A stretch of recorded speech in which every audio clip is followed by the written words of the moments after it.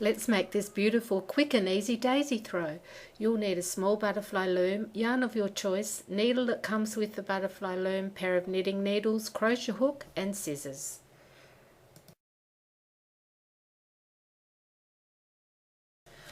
For my daisy throw, I used mohair and wrapped my board twice, holding 4 strands of yarn together as one.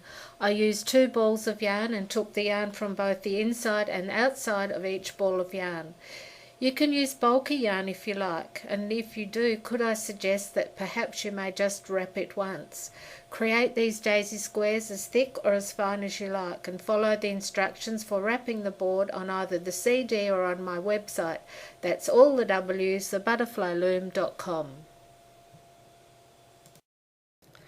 Starting at the left hand top corner, make your first knot and then knot at the remaining intersections all around the outside of the board, 12 knots in all, creating a border or a fence around the outside. There are now 4 intersections in the middle of the board that haven't been stitched, so thread your needle with double thread and tie a knot in the end. Take your needle from the top right hand corner under the centre and run the needle back through the loop where you have knotted the yarn. Pull this up tight into the centre. Go under the next set of squares, they are actually starting to look like spokes in a wheel, and pull the yarn up tightly. Do this 4 times, once through each spoke in the wheel, then take the yarn to another knot, over sew and clip the yarn off. Now I'm going to use the butterfly braid around each of our daisy motifs. If you go to my website, all the W's, thebutterflyloom.com, go to joining motifs and then to butterfly braid, it will give you a comprehensive diagram and instructions of how to do the braid around each one of your squares.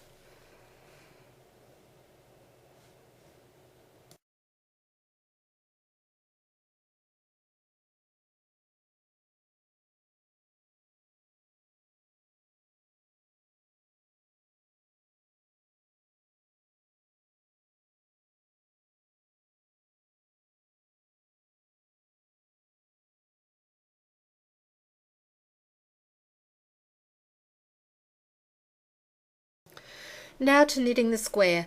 Take the knitting needles and use the size needle that is recommended for the yarn that you are using. All squares are always made the same. If you are using thick yarn or thin yarn, still cast on the 2 stitches and follow through. Okay, to begin with, cast on 2 stitches, knit 1 row. Next row, knit 1, make 1 into the same stitch and knit to the end of the row. You will now have 3 stitches on your needle.